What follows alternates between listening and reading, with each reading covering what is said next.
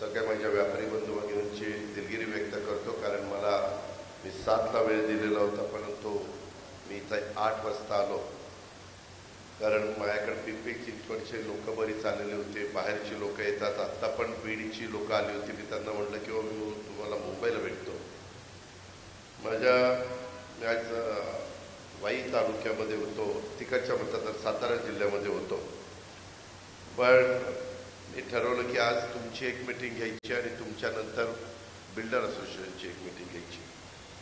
आजच्या या मेळाव्याच्या निमित्तानं उपस्थित असणारे खरं व्यापारी व्यतिरिक्त पण बरेच जण इथं उपस्थित आहेत, पण त्याला इलाज नाही. आपण बोलवलं होतं व्यापाऱ्यांना, पण सगळ्यांनीच इथं उपस्थिती दाखवलेली. आपले अध्यक्ष बारामती व्यापारी महासंघाचे सुशीलकुमार सोमाणी, नरेंद्र गुजराती, संभाजीराव किरवे, निलेशजी दोशी, जगदीशजी पंजाबी, शैलेशजी साळुंके, संतोषजी टाटिया, शब्बीर कायमखानी, स्वप्नील मुथा, प्रशांत चांदगुडे, महेश ओसवाल, प्रवीण आहुजा, संजय दुधाळ, अतुल गांधी, प्रमोद खटावकर, पंडित भागवत, श्याम तिवाटणे, सुरेंद्र शेठ मुथा, फकरू शेठ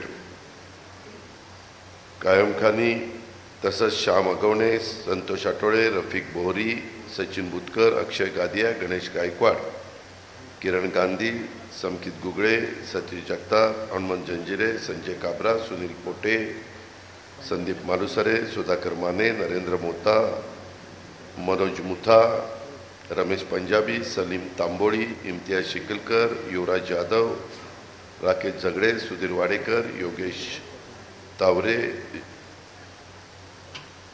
उपस्थित सर्व विविध क्षेत्रामध्ये काम करत असणारे अनेक मान्यवर, कोणी वकील इथं उपस्थित आहेत, इतर मान्यवर अनेक जण उपस्थित आहेत, सर्व प्रतिष्ठित बारामतीचे नागरिक, आमच्या बारामती व्यापारी महासंघ आणि दी बारामती मर्चंट असोसिएशनचे सगळे सन्माननीय पदाधिकारी, इतर पण काही संघटनांचे माझे सहकारी आलेले, त्यांचे पण मी सर्वांचं मनापासून स्वागत करतो.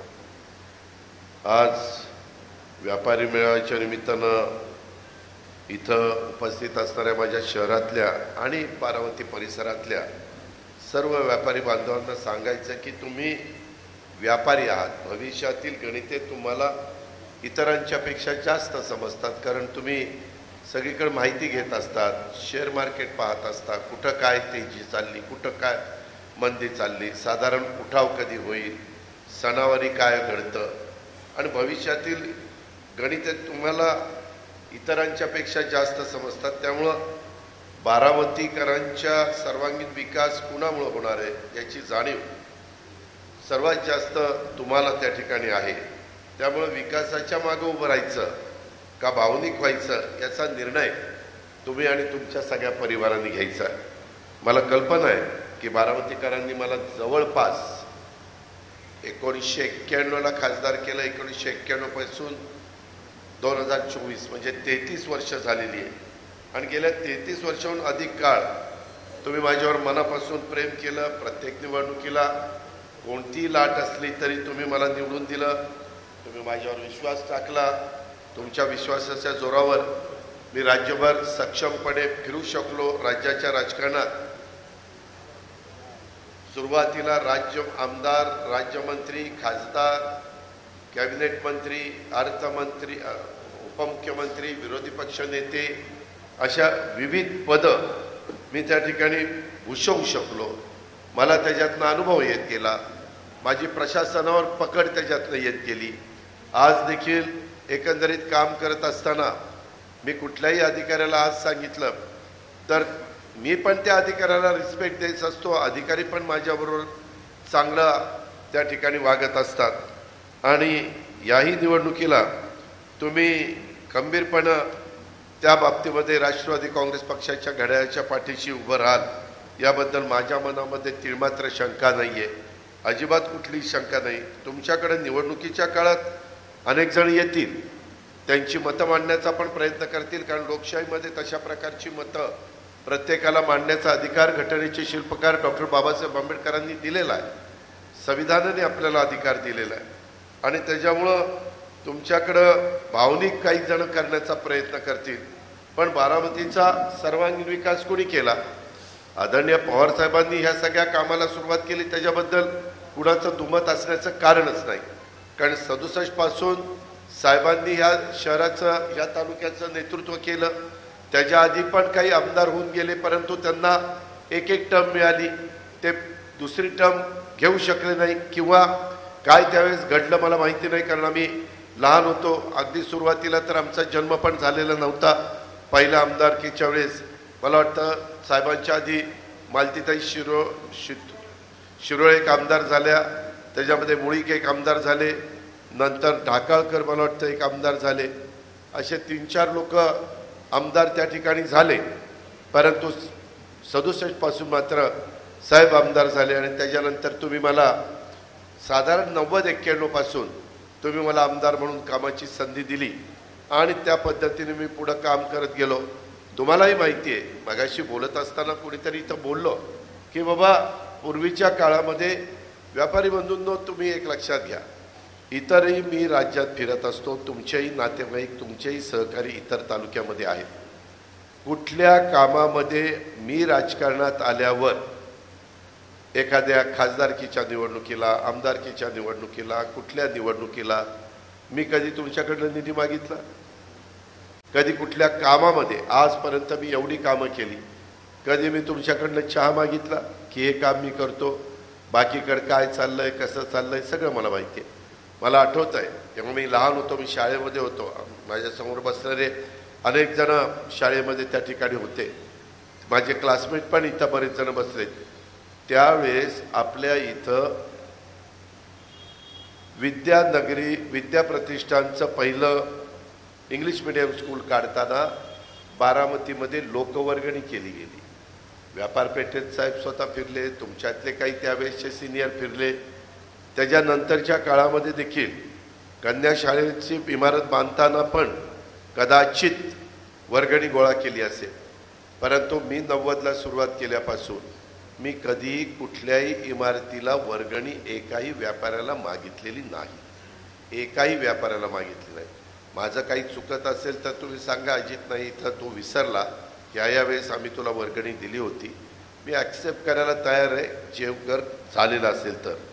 त्याच्यामध्ये त्याबद्दल मला एवढंच सांगायचं, या पुढील काळात देखील आपल्या बारामतीचा विकास कोण करू शकेल याची जाणीव तुम्हाला त्या ठिकाणी असल्यानं तुम्ही योग्य निर्णय निश्चित घ्याल हे मला माहिती आहे. तुमच्याकडं कोणी आलं तरी त्याचा तुम्ही सन्मानच करत असता.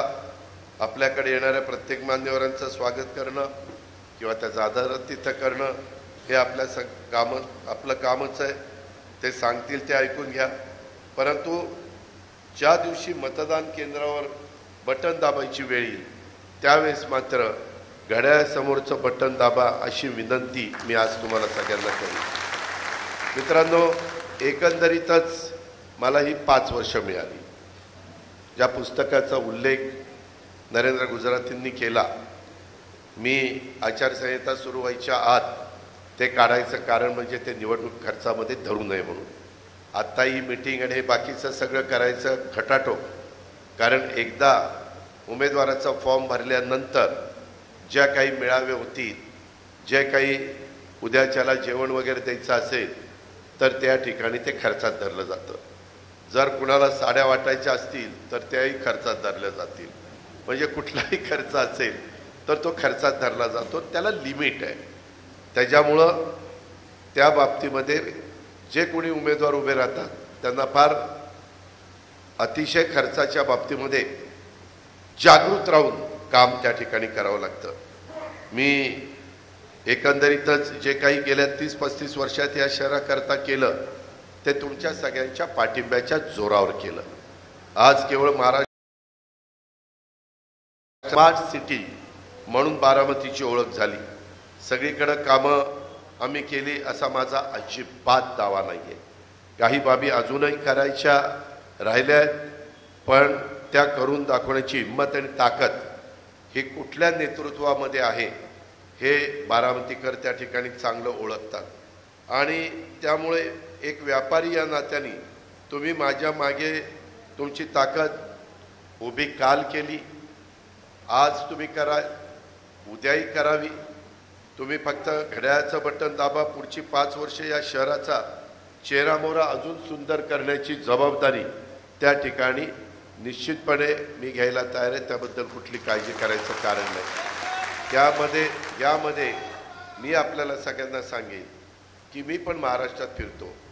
मी अनेक मतदारसंघ आजपर्यंत फिरून आलो आहे, पुढंही फिरणार आहे. कारण आज माझ्यावर पक्षाने अध्यक्षपदाची जबाबदारी दिलेली. शेवटी आपले सहकारी पण निवडून आले पाहिजेत.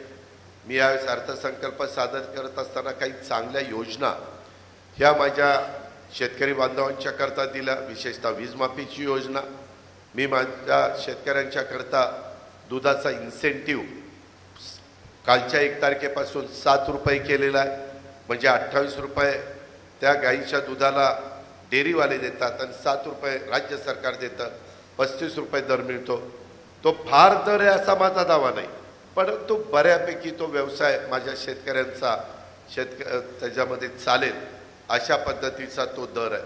आणि लाईट बिलं तर मी सगळीकडे जाऊन 0 रकमेची लाईट बिलं 3 आणि 5 आणि 7.5ला देतो.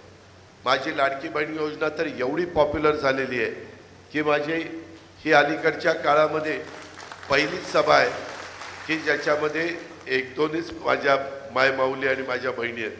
नाहीतर सगळीकडे मी जातो, पुरुषांच्या पेक्षा महिलांचं प्रमाण प्रचंड असतं. आज व्हायला तेच पाहायला मिळालं मला. काल देखील मी ज्या परिसरामध्ये होते औरंगाबादला, तिथंही प्रचंड महिला तिथं उपस्थित राहिलेल्या होत्या. औरंगाबादच्या आधी सकाळी मी अकोलेला होतो. तुम्ही कदाचित टी व्हीवर बघितलं असेल. एवढ्या खुश होऊन महिला येतात. आणि मी योजना देताना त्यांना सांगितलेलं होतं. माझ्यावर टीका झाली, एकनाथराव शिंदेंवर झाली, देवेंद्रजींच्यावर झाली, माझ्यावर झाली. हे काहीतरी चुनाव जुमला आला आहे, कुठलं देत आहेत. काही जण म्हणले अरे रे पैसे आले, काढून घ्या नाही तर परत घेतील वापस. इथपर्यंत माझी चेष्टामस्करी केली. आता बारामतीकरांनो, तुम्हाला माहिती आहे माझ्या नेतृत्वाखाली ज्या संस्था चालतात त्याच्यामध्ये मधल्या काळात बारामती बँक आपल्या अडचणीत आली होती. ती अडचणीतनं कशी बाहेर काढली त्याचे तुम्ही मी साक्षीदार आहोत. त्याच्यामध्ये काही कठोर निर्णय घ्यावे लागले. काही आपल्या जवळच्याही लोकांनी कर्ज घेतलेलं होतं, त्यांच्यावर 101ची प्रकरण करावी लागली. त्याच्यात आम्हाला समाधान मिळत नाही, परंतु संस्थेला आर्थिक शिस्त लावण्याच्या करता नाईलाजास्तव त्या गोष्टी कराव्या लागतात. आजूबाजूच्या भागातल्या सहकारी बँकांची काय अवस्था आहे, आजूबाजूच्या राज्यातल्या आजूबाजूच्या जिल्हा मध्यवर्ती सहकारी बँकेची काय अवस्था आहे, आपल्या पुणे जिल्हा मध्यवर्ती सहकारी बँकेची काय अवस्था आहे, कशामुळे एवढी वर्ष ती शिस्त तिथं टिकलेली आहे, कशामुळं आज एकोप्याने ते संचालक बोर्ड त्या ठिकाणी काम करत आहे. आज मी त्या बोर्डामध्ये नाही आहे, मी राजीनामा दिला. आत्ता तिथं आपल्या तालुक्याचं नेतृत्व संभाजी होळकर, दत्तोबा येळे आणि रणजित तावरे हेच करतात. पण माझं बारकाईनं लक्ष असतं. मी तिथं चेअरमन आणि MDला सांगितलेलं आहे, तिथं CEO म्हणतात चीफ एक्झिक्युटिव्ह ऑफिसर, कुठली चूक होता कामा नये, विशेष बाब तर एकही होता कामा नये. कुणी विशेष बाब केलेली मला चालणार नाही. तीच गोष्ट आपल्या बारामती बँकेच्या बाबतीमध्ये. आपण काही तोंड बघून कर्ज प्रकरण करत नाही. आज व्यापाऱ्यांचा पण बिझनेस वाढवण्याच्या करता आणि अनेक अडचणीच्या माणसांना मदत करण्याच्या करता ज्यांची पत आहे अशांना बारामती बँक त्या ठिकाणी मदत करत असते. हाही अनुभव आपण सर्व सहकारी मित्रांनी त्या ठिकाणी घेतलेला आहे. आणि यंदाच आपण नफ्यामध्ये पण गेलेलो आहे. पुढं आपल्याला डिव्हिडंड पण द्यायचं आहे. ह्या पद्धतीनं आपला खरेदी विक्री संघ घ्या, दूध संघ घ्या, मार्केट कमिटी घ्या. मार्केट कमिटीमध्ये तर ह्याच्यातले पण काही जण प्रतिनिधी आहेत. आज मार्केट कमिटी कशी पुढं चाललेली आहे. उद्याच मला वाटतं ते 45 कोटीचं कोल्ड स्टोरेज आणि बाकीचं पॅकेजिंग ग्रेडिंग ह्याच्या संदर्भातलं जे काम उभं राहिलेलं आहे, ज्याचा आंब्याला उपयोग होणार आहे, ज्याचा पेरूला उपयोग होणार आहे, केळीला उपयोग होणार आहे, द्राक्षाला उपयोग होणार आहे, डाळिंबाला उपयोग होणार आहे, हे आज तिथं उभं राहिलं. 45 कोटी कशाला म्हणतात, कोण कुणाला 5 पैसे देत नाही.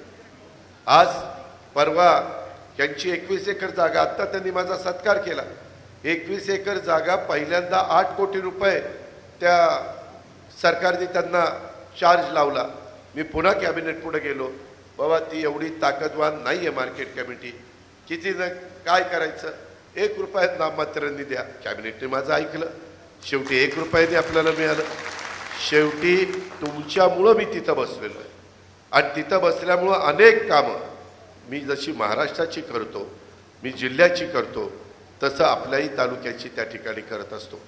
प्रत्येक कॅबिनेट निवड मीटिंगमध्ये काही ना काही बारामतीकरांचा कसा फायदा करता येईल हा कटाक्षाने माझा त्या ठिकाणी प्रयत्न असतो. त्यावेळेस मी जात पात धर्म भेदभाव पंथ काही बघत नाही.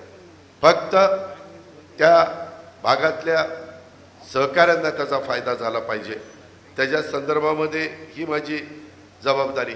आज आपला भिगवण रोड तुम्हाला आठवत असेल पूर्वीच्या काळामध्ये कशा पद्धतीचा भिगवण रोड होता आणि कसा बदलत गेला, कसा तो आठपदरी झाला, कसे पुढचे रस्ते बदलत आहेत, कसं सुशोभीकरण होतं आहे, कसं नागरिकांना, माझ्या तरुणींना, माझ्या वडीलधाऱ्यांना, मधल्या वयातल्या लोकांना बसण्याच्या करता वेगवेगळे स्पॉट. खरं तर मला हे सगळे स्पॉट निवडणुकीच्या आधी पूर्णत्वाला न्यायचे होते, पण दुर्दैवाने कधी कॉन्ट्रॅक्टर खराब लागतो, कधी काही अडचणी येतात. त्याच्यामध्ये अंडरग्राऊंड मला स्ट्रॉंग वॉटरच्या पाईपलाईन टाकावं लागला, अंडरग्राऊंड ड्रेनेज टाकावं लागलं, कारण उद्या पाऊस पडला तर पाणी पण बाहेर गेलं पाहिजे, नाहीतर लोक म्हणतील काय करून ठेवलं बघा नुसतं पाणीच तिथं आहे. असाही होता कामा नये. विचार करताना उद्याची 50 वर्ष डोळ्यासमोर ठेवून विचार करावा लागतो आणि त्या गोष्टी मी सातत्याने करत आलेलो. आपली जुनी कचेरी मला मागाशी येताना गाडीतनं मला वाटतं सुभाष का कोणीतरी सांगितलं, कोणी सांगितलं तर माझ्या लक्षात नाही, परंतु पूर्वी आपली पोलीस स्टेशन हे कचेरीमध्ये होतं. आता ते सगळं इकडं आलेलं आहे, म्हणजे आपल्या प्रशासकीय इमारतीच्या बॅक साईडला. ऐक ऐक ऐक तेच बोलतोय, जरा कळ काढ, जरा दम. त्याच्यामध्ये आपल्याला तिथं एक कचेरी पाहिजे. तिथं समोरच कचेरी आपल्या जो नायकांचा वाडा आहे तिथं समोरच आपल्याला गव्हर्मेंट आपल्या नगरपालिकेचे गाळे, तिथं आपण काही गाळ्यांमध्ये खाली कचेरी करू. मी मधी अर्थमंत्री असल्यामुळं पुण्यामध्ये पण काही पोलीस स्टेशन्स मंजूर करून दिली, पिंपरी चिंचवडला पण पोलीस स्टेशन मंजूर करून दिली. कायदा सुव्यवस्था ही फार महत्त्वाची जबाबदारी आहे आणि त्याच्यामुळं कायदा सुव्यवस्था चांगली असलीच पाहिजे. परवा जे काही माझ्या TC कॉलेजच्या समोर घडलं त्याच्यात तर माझ्याही मनाला वेद नाही. मी ज्याचं नेतृत्व करतोय तिथं अशा पद्धतीनं एकाच साधारण बॅचची मुलं सरळ एकमेकाला पार चाकूनी खलास करतायत, तर कोयत्यानी खलास करतायत. हे जे काही प्रकार झाले त्याच्यात मी नंतर दुसऱ्या दिवशी 3-4 दिवसांनी 6 वाजता मीटिंग घेतली आणि त्याला एक वेगळ्या प्रकारे काम म्हणजे कुठं शक्ती बॉक्स वगैरे ते सगळं केलेलं आहे. त्याच्यात तुमचाही मला प्रतिसाद पाहिजे ना, तुमचाही सहकार्य पाहिजे. कुणाला जर गुप्तपणे ते ठेवायचं असेल तर मी ते गुप्तपणे ठेवायला तयार आहे. त्याच्याकरता मी नंबर पण तुम्हाला दिलेला आहे. त्याच्याकरता राठोड बिराजदार ह्या ॲडिशनल कलेक्टर आणि ॲडिशनल SP आणि DYSPला पण सूचना दिलेल्या आहे. SPला पण इथं बोलून घेतलेलं होतं. ह्या सगळ्या गोष्टी झाल्या पाहिजे. बारामतीमध्ये आपण सगळेजण बारामतीकर म्हणून राहत असताना इथं कुणाची दादागिरी, कुणाची गुंडगिरी, कुणाची दहशत ही मी जोपर्यंत तुमचा लोकप्रतिनिधी आहे तोपर्यंत चालू देणार नाही. मी शब्दाचा पक्का आहे. तुम्हालाही माहिती आहे माझ्या जवळच्या कार्यकर्त्याचा पोरगा जरी चुकला तरी मी त्याला पुढं ॲक्शन घ्यायला मागं पुढं बघणार नाही. आणि मी परवा आव्हान केलं, मी आज तुम्हालाही आव्हान करतो, मुलगा काही गडबड चुकीचं करत असेल तर तो काय करतोय, कसं करतोय, बरोबर वागतोय का, चुकीचं वागतोय, गाडी घेऊन जोरात जातोय का, आणखीन काही करतोय का, आपलं आईबापाचंही नाव बदनाम करतो का, हे सगळं बघितलं पाहिजे ना. आमच्या पोलीस यंत्रणेचं बघायचं काम आहेच, मी त्याबद्दल नाही म्हणणार नाही, परंतु काही आपण पण जबाबदार नागरिक बारामतीकर म्हणून किंवा महाराष्ट्रातला नागरिक म्हणून किंवा भारतीय म्हणून काही आपली पण जबाबदारी आहे ना. शेवटी सगळ्यांनी एकमेकांना तिथं साथ दिली पाहिजे. आणि मध्ये काहींचं मला कानावर आलं, मी त्यांना सांगितलं पोलिसांना उचला, त्यांना मोका लावा आणि त्यांची रवानगी जिथं करायची तिथं त्या ठिकाणी करा, असं अजिबात खपून घेतलं जाणार नाही. पण कोण काही करत असेल मला आता काही माझ्या पत्रकार मित्रांनी पण माहिती दिली, दादा इथे इथं ड्रगचे प्रकार चालतात, दादा इकडं व्हॉट्सॲपवरून ड्रग मागवले जातात आणि ते विकले जातात. मध्ये त्या चौकामध्ये काय निघालं होतं रे, ते छोटे छोटे नेट कॅफे, त्याच्यातही गडबड सुरू झाली होती. ते सगळे आपण काढायला सांगितले. हे तुम्ही मला सांगितलं तर मला कळेल. मी काही माझ्या पाठीला डोळे नाही आहेत किंवा मी सतत बारामतीमध्ये नसतो. त्यामध्ये तुम्ही मला कधी सांगितलं किंवा गोपनीय पत्र म्हणून पाठवलं तरी त्याची नोंद असल्या बाबतीतली तर मी लगेच घ्यायला तयार आहे. त्याबद्दल मी अजिबात दुर्लक्ष करणार नाही. कालही करत नव्हतो, आजही करत नाही, उद्याही करणार नाही. ही पण खात्री मी आपल्याला सगळ्यांना या निमित्तानं देतो. तर मूळ बारामतीकर, कामाधंद्याच्या नोकरीच्या निमित्तानं आलेले बारामतीकर, काही जण आपल्या मुलांना मुलींना इथं दर्जेदार शिक्षण मिळतंय, एक शिक्षणाचं माहेरघर ग्रामीण भागातलं म्हणून माझ्या बारामतीची जी ओळख झालेली आहे, किंवा आरोग्याच्या बाबतीमध्ये देखील एक चांगल्या प्रकारचे उपचार इथं केले जातात, गोरगरिबांना ते परवडतात, अशा पद्धतीनं आपण हॉस्पिटल उभे केलेली आहेत. अजूनही आपण त्या ठिकाणी करतोय. अजूनही आयुर्वेदिक कॉलेजचं हॉस्पिटलचं काम त्या बाबतीमध्ये चाललेलं आहे. पण प्रत्येक इमारत बघताना मित्रांनो, तुम्ही देखील तुमची स्वतःची इमारत एवढी बारकाईनं बघत नसाल कसं काम चाललं आणि काय चाललं. मी त्या एकेका इमारतीमध्ये 50 वेळा गेलो. इथं असं झालं, तिथं तसं झालं, हे असं कर, हे तसं कर. कुणाची लाड आपण करत नाही. काही जण म्हणले ठराविकच कॉन्ट्रॅक्टरचे लाड करतात. अजिबात नाही. जो कॉन्ट्रॅक्टर चांगलं काम करेल त्याला आपण मदत करत असतो. ते भले कुणी का असेना, ते कुठल्याही जातीचा असू द्या, काय आपल्याला त्याच्याशी घेणं देणं नाही. काम चोख झालं पाहिजे. जनतेचा पैसा आहे, शासनाचा पैसा असला तरी जनतेचा पैसा टॅक्स रूपाने आलेला आहे आणि ह्या पद्धतीनं आपण त्या ठिकाणी लक्ष देतो. माझा तर दावा आहे, ह्या 5 वर्षात मी बारामतीकरांच्या करता जे करू शकलो ते मागच्या अशा कुठल्याच टर्ममध्ये मी करू शकलो नाही. एवढं या 5 तरी माझ्या 5 वर्षात 1 वर्ष विरोधी पक्षामध्ये गेलं, 1 वर्ष कोरोनामध्ये माझं गेलं. कोरोनामध्ये आपल्या जीवाभावाची माणसं किती आपण त्या ठिकाणी गमावली, किती जणांची नावं त्या बाबतीमध्ये घेता येते. म्हणजे काहींचा अजूनही विश्वास डॉक्टर त्याच्यामध्ये गेलेत असं पटतच नाही आपल्या बुद्धीला. अशी किती जणांची मी नावं सांगू शकतो. पण त्याच्यातनं 2 वर्ष वाया गेली तरी देखील राहिलेल्या 3 वर्षात आपण बरंच काही त्या बाबतीमध्ये करू शकलेलं. अजून खूप काही आपल्याला करायचं आहे. आता इथं येऊन आमदार वगैरे जातात त्यावेळेस ते म्हणतात आम्हालाही असं करायचं आहे. मी त्यांना म्हणलं तुम्ही करा, पण तुम्हाला माझ्यासारखी क्वालिटी मिळणार नाही. ते म्हणले का? म्हणलं तुम्ही नुसतंच काम काढता आणि काही बघत नाही की खरंच कॉन्ट्रॅक्टर काम करतोय का वरवर काम चाललेलं आहे. आपण खराब काम झालं तर ते उतरवायला लावतो आणि पुन्हा त्या ठिकाणी काम करायला लावतो. तुम्ही नदी सुधार कार्यक्रम बघा, अजून 100% मला पाहिजे ती तशी झालेली नाही आहे. माझा प्रयत्न चालू आहे. त्याच्यामध्ये कसब्यामध्ये जाणारा पूल बघा, पूर्वी तिथं नळ्या होत्या, कुणी तिथं जाऊ शकायचं नाही. आज कशा पद्धतीचा पूल झाला, किंवा तिथं पार्किंग दशक्रिया विधीचा एरिया पहिला कसा होता, आता कशी काट टाकलेली आहे. अशा अनेक गोष्टी आपल्याला त्या बाबतीमध्ये करायच्यात. माझ्या मुस्लिम समाजाच्या करता शादीखाना, असा शादीखाना महाराष्ट्रात कुठं आहे ते मला दाखवा. त्याच्यामध्ये कुठं मी कमी पडलो असेल तर अजून भर घालायला तयार आहे.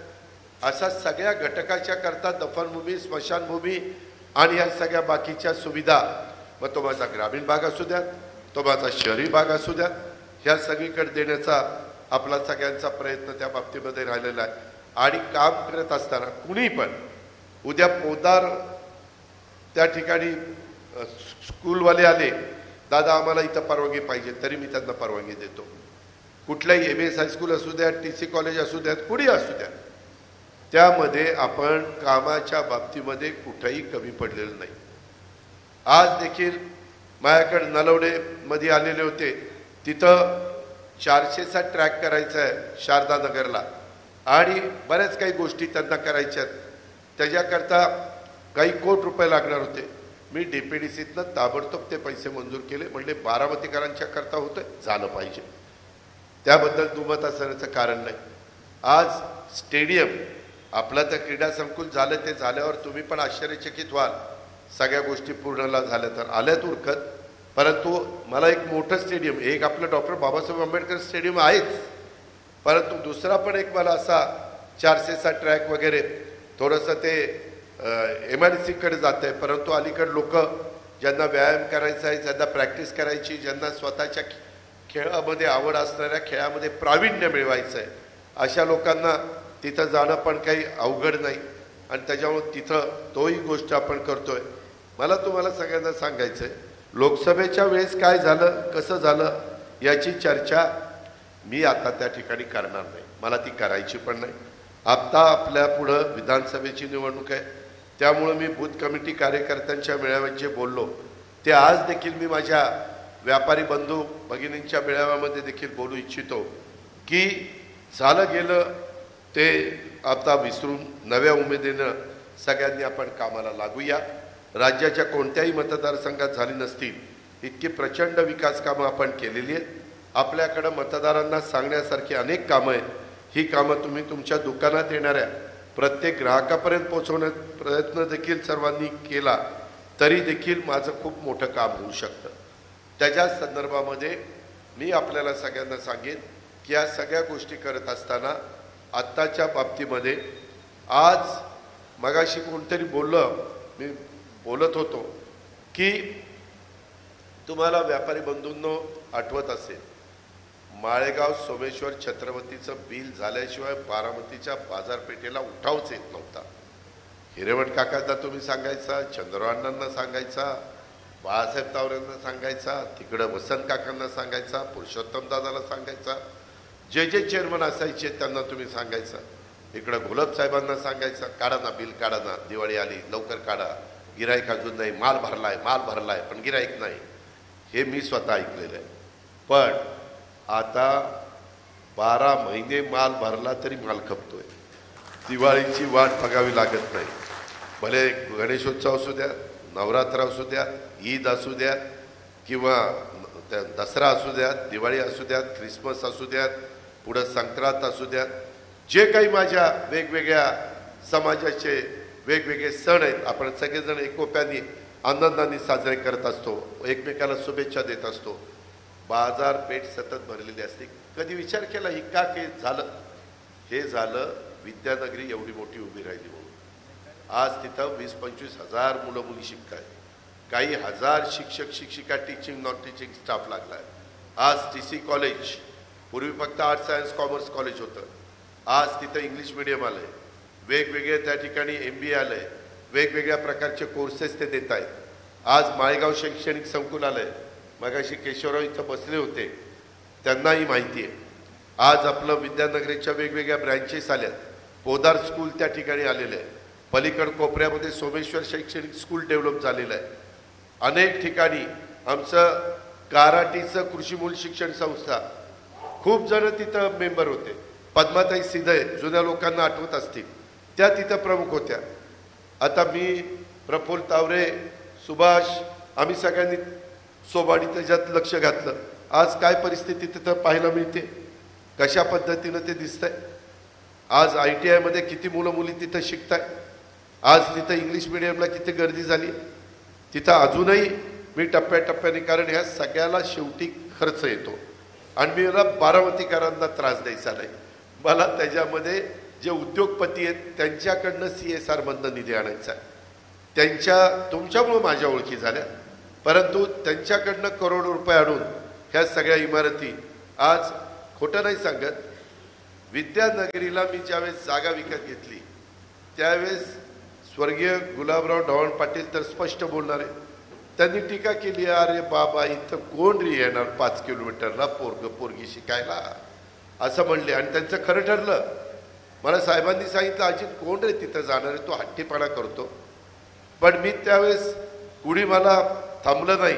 मीच राज्यमंत्री म्हणून भूमिपूजन केलं. त्याचं भूमिपूजन मी केलेलं आहे, कुणी नव्हतं. त्यावेळेस एका अधिकाऱ्याला सांगितलं की सर्व्हिस रोड टाक. का कुणास ठाऊक, कदाचित थोडं बहुत काहीतरी आपल्याला ज्ञान असेल म्हणून मी दोन्ही बाजूला सर्व्हिस रोड टाकायला सांगितले आणि नंतर मी सहयोगचा पण सर्व्हिस रोड काढला. इम्तियाजला माहिती आहे सुरुवात कुठली आपल्यापासून करायची, त्याच्यामुळे मग इतर पण प्रतिसाद देतात. आज कशा पद्धतीचे रोड झाले, आज तुमच्या रेल्वेच्या तिकडं जाणारा रस्ता मला त्रास झाला. मला रेल्वे खात्याने 1.5 कोटी रुपये भरायला लावले.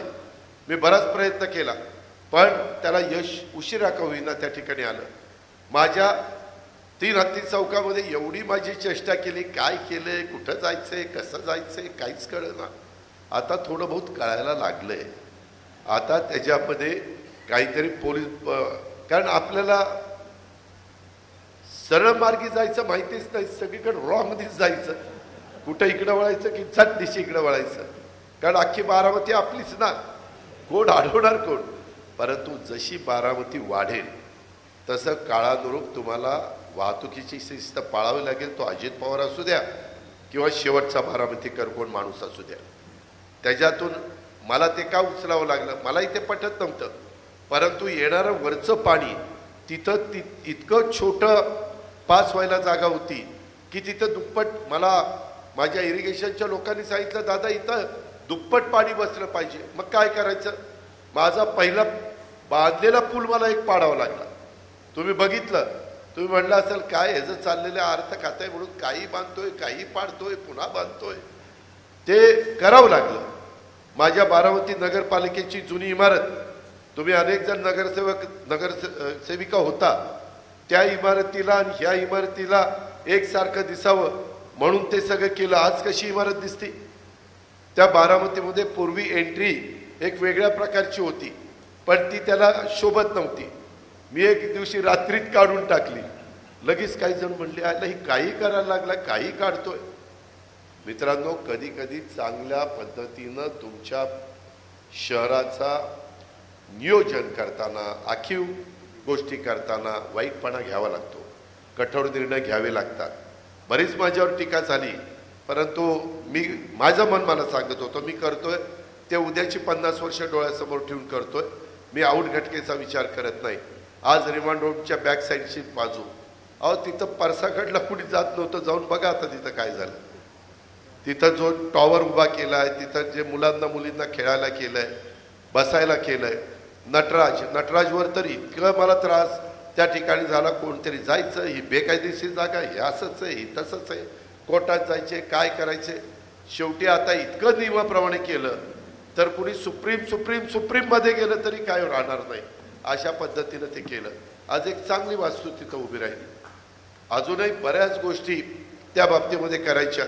मध्ये माझ्या कॅनॉलच्या दोन्ही बाजूला सुशोभीकरणाचं काम केलं. मला वाटलं कोण विरोध करणार आहे, काहींनी तिथं पत्र टाकलंच. महाराष्ट्र कृष्णाखोरी महामंडळाने ह्याला परवानगी दिली का, तर दिलेली नव्हती. मला वाटलं चांगलं काम चाललंय, कोण कशाला विरोध करेल. शेवटी मला देवेंद्रपर्यंत जाऊन विशेष बाब करून ती परवानगी हातात मध्ये घ्यावी लागली आणि त्याच्यामुळं पुढच्या कामाला मला अडचण आली नाही. आज किती जणांना चालत जावं असं वाटतं मला माहीत नाही. जरा चालत जाताना बघा कसं चाललंय. रोज तुमच्या डोळ्याला नवीन तिथं काहीतरी झालेलं असेल. जुने पुलाला पण साईडला 10-10 फुटाचे फुटपाथ केलेले, लोकांनी जायला, लोकांना वळायचं म्हटलं तरी सेफ्टी असलं पाहिजे. ह्या सगळ्या गोष्टी आपण त्या करतोय आणि शहरापुरतं नाही तर बाकीच्याही भागामध्ये त्या बाबतीमध्ये करतोय. अजूनही काही भाग, आता बीजी गाऱ्यांच्या जमीन होती तिथं तर इतका सुंदर मी ट्रॅक करतो, इतका सुंदर प्लॅन झालेला आहे, परंतु माझं अजून RCCचं काम तिथलं पूर्ण झालं नाही. माझा प्रयत्न आहे की बारामती कितीही वाढली आणि कॅनॉलला किती मोठा क्लोजर आला तर रोज माझ्या बारामतीकरांना पिण्याचं पाणी मिळालं पाहिजे. अशा पद्धतीचे ते स्टोरेज टँक, त्याच्यात मी नंतर कारंजी वगैरे काय करायचं ते करीन. पाणी दूषित होणार नाही ही पण खबरदारी घेईन. पण ह्या पद्धतीनं तिकडं तांदूळवाडीच्या तिथं एक बारामतीकरांच्या करता स्टोरेज टँक चालला आहे, एक जवळच्या इथं स्टोरेज टँक चालला आहे, एक तिथं बीजी सरांच्या इथं चालला आहे. पूर्वी आपले छोटे छोटे होते ते सगळे काढून टाकले आणि एकच मोठाच्या मोठा करून टाकला आहे. तिथं आज लोक, खरात्याची जमीन होती तिथं बसायला जातात, रात्री उशिरापर्यंत सगळे बसतात. मलाही समाधान वाटतं आपण जे केलं त्याच्यातनं लोकांना आनंद मिळतो, लोकांना समाधान मिळतं. आज वेगवेगळ्या इमारती पण करतोय.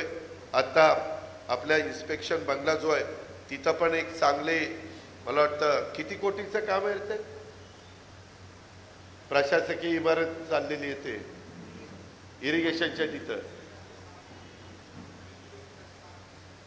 60 कोटीचं एक काम आहे. हे काही सांगतोय 60 कोटीचं एक काम आहे. प्रशासकीय इमारतीचं जुनं झालेलं कामाला त्याची रंगरंगोटीन काही सुविधा करण्याकरता 6 कोटी रुपये दिले.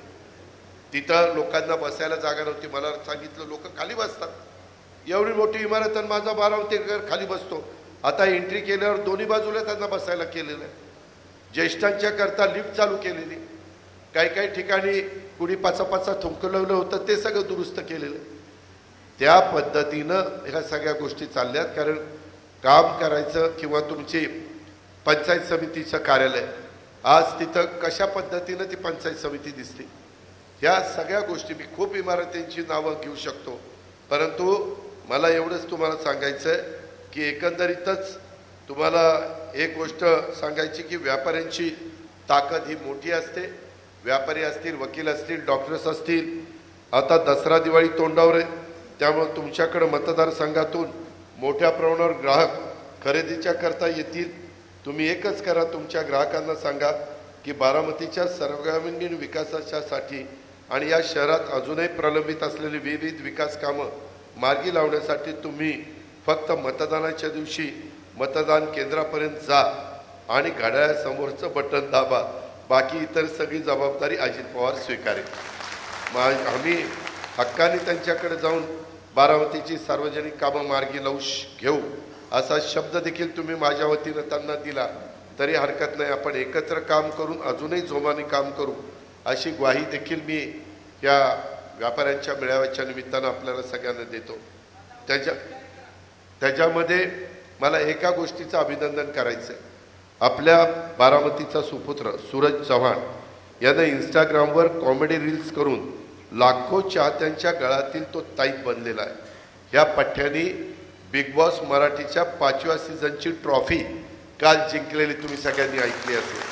त्याबद्दल मी सूरजचे कौतुक करतो, अभिनंदन करतो. तमाम माझ्या बारामतीकरांच्या वतीनं करतो, महाराष्ट्राचा उपमुख्यमंत्री म्हणून महाराष्ट्राच्या जनतेच्या वतीनं देखील करतो आणि त्याच्या पुढच्या वाटचालीला पण शुभेच्छा देतो. एका साध्या कुटुंबातला सूरज, पण आज त्याचं किती नाव महाराष्ट्रामध्ये झालं. ज्याच्यात कर्तृत्व असतं, ज्याच्यात नेतृत्व असतं, तो कधी मागं राहत नाही. तो गरीब कुटुंबामधनं येऊ किंवा मध्यमवर्गीयातनं येऊ किंवा आणखीन कुठल्या कुटुंबातनं येऊ, ही गोष्ट आपण लक्षात घ्या. यामध्ये जे काही विकासाच्या संदर्भातले आपले प्रश्न आहेत, व्यापारी वर्गाच्या अनेक अडचणी आहेत, काही वैयक्तिक तर काही सार्वजनिक आहेत, हेही मला माहिती आहे. विधानसभा निवडणुकीनंतर आपण एकत्र बसू, त्यावेळेस सर्वच अधिकाऱ्यांना देखील बोलून आपण आपल्या समस्यावर उपाययोजना करण्याचा मनापासूनचा त्या ठिकाणी प्रयत्न करू असं देखील मी ग्वाही तुम्हाला सगळ्यांना देतो. मी माझ्या कार्यकर्त्यांना जे सांगितलंय तेच तुम्हाला देखील सांगतोय. आपल्याला नकारात्मक काहीही बोलायचं नाही आणि करायचंही नाही. विधायक कामे आपल्याला उभी करायची. त्यामुळं तुम्ही कुणावरही टीका टिप्पणी करण्यापेक्षा आपण केलेली कामं ग्राहकांच्यापर्यंत पोहोचवण्याचा प्रयत्न करा. जे ते काही अडचणीचे विषय वाटतील तिथं माझ्याशी देखील बोला, त्याच्यामध्ये राष्ट्रवादीच्या पदाधिकाऱ्यांशी बोला. आपण त्याच्यातून मार्ग 100% काढू. आपण गेल्या 3 दशकाहून अधिक काळाचे ऋणानुबंध हे आपले आहेत. कायमच आपण एकमेकाच्या सुखदुःखामध्ये सोबत राहिलेलो आहे, एकमेकाच्या अडचणीला धावून गेलेलो आहे. दवाखान्याचा विषय असू किंवा कुठं ॲडमिशनच्या संदर्भातला विषय असू किंवा व्यापारी वर्गावर काही इतर संकट उभं राहिलं तर शासन प्रतिनिधी म्हणून मी कायमच बारामतीच्या व्यापारी वर्गाबरोबर राहिलेलो आहे. हे आपण जाणता. पुढील महिन्यात विधानसभेचं मतदान होईल, तेव्हाही ऋणानुबंध घट्ट करण्यासाठी तुम्हाला घड्याळाच्या चिन्हाचं बटन दाबावं लागेल अशी माझी विनंती आहे. दाबायचं नाही दाबायचा हा तुमचा अधिकार आहे, पण विनंती करण्याचा तर माझा अधिकार आहे. तो तर मी मला काढून घेऊ शकत नाही. आणि एकंदरीत मी मगाशी एकदा सांगताना सांगितलं, परवा बारामतीतल्या 2 मुली कधी आमच्या पोलिसांना पण ते चुकीच्या बातम्या देतात. पुण्याला गेल्या, पुण्यातनं मुंबईला निघाल्या, तिथं त्या नेमक्या फोनमुळे सापडल्या, त्यांना आणलं. ते 2-3 दिवस कुठल्या पोरांच्या बरोबर होते, त्या पोरांना पकडलं, त्यांच्यावर ॲक्शन घेतली. पण नंतर त्यांनी सांगितलं की ह्या 14-15 मुलांच्या बरोबर आमचा शारीरिक संबंध आला. त्याच्यामुळं कायदे फार कडक केलेले. मी व्यापारी बंधूंनो आणि तुमच्यामार्फत इतर पण कार्यकर्ते त्यांना सांगतो, यदा कदाचित पुढं अशा कुठल्या मुली सापडल्या आणि काही वेडेवाकडे प्रकार कुणी केले तर कुणी किती मोठ्या बापाचा असला तरी त्याला वर ॲक्शन घेतली जाईल. त्याच्यामध्ये काही कुणी वाचवणार नाही. कारण देश पातळीवर, राज्य पातळीवर अशा घटना सातत्याने घडत आहेत. लोक चिडलीत, असली विकृती, असले नराधम, असले नालायक हे असता कामा नये. परवा देखील कोंढव्याला 3 पोरं ते एका कॅमेऱ्यात नेमकी कैद झाली. त्यांच्यावर 10 लाखाचं बक्षीस आम्ही ठेवलंय की आम्हाला त्याच्यामध्ये कुठं तुम्हाला धागादोरा मिळत असेल तर सांगा. हे आपण लक्षात घ्या. कधी कधी तारुण्याच्या भरात नको ते करायला जाल आणि अडचण येईल. काही तारुण्याच्या पुढं गेले ते पण काही करायला जातील, पण त्यांनाही अडचण येईल. दादा आता वाचवा, दादा मी केलेल्यावर पांघरूण घाला. माझ्याकडे पांघरूण घालायला शिल्लक नाही. दादा आम्हाला पदरात घ्या. पदर बिदर सगळे फाटून गेलेत आमचे. मी हसू नका, मी सिरियसली सांगतोय. कायदा फार कडक झालेला आहे, त्याला वेगवेगळे नियम. उलट माझ्या तर एक गोष्ट लक्षात आली, मी परवा कॅबिनेटला पण बोललो की आता हे 18 आणि 21 वयोगट एक बंद केलं पाहिजे. मुलगी 18, मुलगा 21. मुलगी आता पार 12 वर्षाची आणि मुलगा 14 वर्षाचाच केला पाहिजे, त्याच्याशिवाय होणार नाही. कारण हे मुलं जे करतायत ते 14-15 वर्षाच्या 16 वर्षातलीच पोरं करतायत. त्यांना एक अक्कल आहे की आपण अजून सज्ञान नाही, आपण केलं तर आपल्याला फार मोठी काही शिक्षा होत नाही. परंतु काळानुरूप पूर्वीची मुलं आणि त्यांचा विचार करण्याची पद्धत, ती वयात येणाऱ्या मुली आणि ती वयात येणारी मुलं आणि आताच्या काळातली वयात येणारी मुलं आणि मुली 3-4 वर्षाचा फरक पडलेला आहे. ही फॅक्ट आहे. जी फॅक्ट आहे ती आपण मान्यच केली पाहिजे आणि त्या पद्धतीनं आपल्याला पुढची पावलं उचलावी लागतील.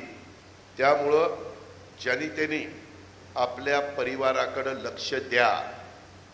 कुठेही आपल्याकडनं चूक होऊन देऊ नका. आपल्या मुलींकडनं पण चूक होता कामा नये, मुलाकडनं पण चूक होता कामा नये. ते एक वय असतं, ते प्रत्येकाच्या, तुम्ही आम्ही सगळेजण त्या वयातनं गेलोय आणि सगळ्यांनी काय काय केलंय जरा डोळे मिटून आठवा. बरंच काय केलंय, पण ते झालं की झालं, गेलं, गंगेला मिळालं. आता नाही गंगेला मिळणार. आता चक्की पिसिंग आणि पिसिंग, आणि नुसती चक्की पिसिंग नाही, आता फाशीच, जन्मठेप नाही, काही नाही. कारण समाज चिडला आहे.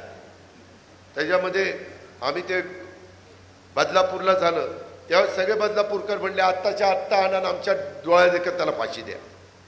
समाज चिडल्यानंतर त्याच्या हातात तो आरोपी मिळाला ना, पार त्याचं वाटोळ म्हणजे संपूर्णच टाकतात, खलासच करून टाकतात. ही गोष्ट सांगावी लागेल. काय होते, पोरं अलीकडे ती पिक्चर बघतायत आणि ते साऊथचे पिक्चर तर इतके गमतीशीर असतात आणि ते आता हिंदीत डब केले जातात. आणि तिथं काय कोणीतरी रजनीकांत येतो, उडी मारतो की हे 50 लोक मारून टाकतोय, की त्याच्या हातात चाकू असला की उई उई उई उई करतोय, सुई ती कुठून उडून जातोय, काय करतोय. लोकांना वाटतं याला लयच भारी दिसते रे, अरे पण ते सिनेमात दिसतंय, तेवढं त्याच्याच्याने होणार नाही. ह्या गोष्टी मला परवा पोलिसांनी सांगितलं की आत्ता जो एक मुलगा मिळाला त्यांनी तेच सांगितलं, ज्यांनी मर्डर केला, की मी आज हे बघायचो आणि ती सहज कुणालाही भोसकायचा म्हणून आम्ही पण भोसकला. अरे पण एका माणसाचा जीव गेला ना, मुलाचा, काय त्यांच्या आईबापांनी काय स्वप्न बघितलं असेल. ह्या सगळ्या गोष्टी आहे.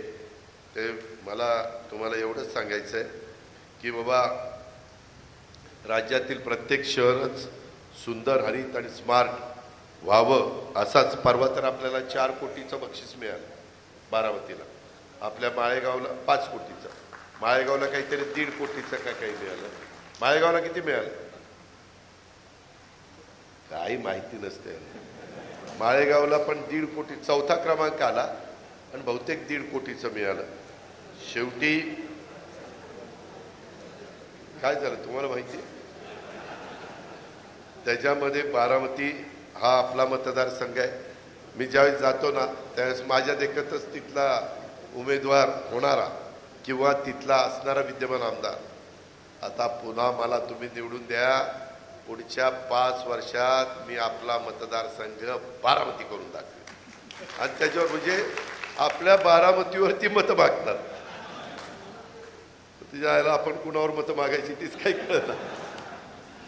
त्यामध्ये असल्या गोष्टी मी कितीतरी बघितल्या आणि तुम्ही पण पाहताय. आज ह्या सगळ्या गोष्टी होत आहेत. व्यापारी बंधूंनो, मी अनेक गोष्टी केल्यात. मी आता बिल्डर असोसिएशनच्या मिटिंगला त्याच्यानंतर जाणार आहे. काही काही ठिकाणी आपण सुशोभीकरण केलं ना, तिथले भाव वाढले. अहो ते जवाहर आपल्या ह्याच्यामध्ये आपल्या प्रदीप कुमारची लँड होती जवाहर गौतम बाग, त्याच्यामध्ये ते म्हणले राव इथलं हे सगळं झाल्यावर रस्ता बिस्ता रुंद झाला तिथं मी तर एकाचं गजाकस का कुणाचं घर काढायला गजाकस आमच्या पदरच्या पैशाने त्याचं घर बांधून दिलं. आज तो बाजूला गेला आणि ती इतका खुश आहे की बाकीचे म्हणते याला आपलंही रस्त्यात घर असतं तर आपल्याला बांधून मिळालं असतं. सांगायचं तात्पर्य मी कुणाला वाऱ्यावर सोडत नाही. जर वाइंडिंग करत असताना मला कुणाची गरज लागली तर मी त्याला सांगतो आहे त्याच्यापेक्षा चांगलं मी तुला करून देईन, फक्त तू माझं यावेळेस ऐक. आपली भाजी मंडई, आत्ता पण माझ्या भाजी मंडईने, जुनी भाजी मंडईने माझा सत्कार केला, पण ते 2 वर्षे गेली नसती तर आता दिमागदार भाजी मंडई ती सगळी उभी राहिली ना की तुम्हालाच कळेल की काय बारामती बदलली. शेवटी काही कठोर निर्णयाने मी सांगतो ना कुणाला वाऱ्यावर सोडणार नाही. खरोखरीच ज्याची जागा आहे, खरोखरीच ज्याचा गाळा आहे त्याला निश्चित गाळा मिळेल. त्याबद्दल का काळजी करताय? आणि बेसमेंटला पार्किंग, चारी बाजूला मोठे रोड, या ठिकाणी या पद्धतीनं आपण करतोय. ही पण गोष्ट आपण सगळ्यांनी या निमित्तानं ध्यानामध्ये घेतली पाहिजे. आणि याच्यातून ऑडिटोरियम करत असताना, इतर गोष्टी करत असताना तुम्हाला मी सांगतो, काही जण मला कुणावर टीका टिप्पणी करायची नाही, तुम्हालाही बारामतीकरांना अंदाज नाही आहे. थोडंसं जे अभ्यास करत असतील, जे माजी नगरसेवक असतील किंवा फार बारकाईनं पत्रकारितामध्ये काम करणारे नीटपणे माहिती घेत असतील, आज बारामतीकरांचा जो टॅक्स आणि बाकीच्या सगळ्या गोष्टी येतात त्याच्यातनं फक्त बारामतीचे पगार, बारामतीचं लाईट बिल, सुभाष नगराध्यक्ष होता, इम्तियाजने पण तिथं काम केलेलं आहे, ह्या सगळ्यांना विचारा, एवढंच भागतंय.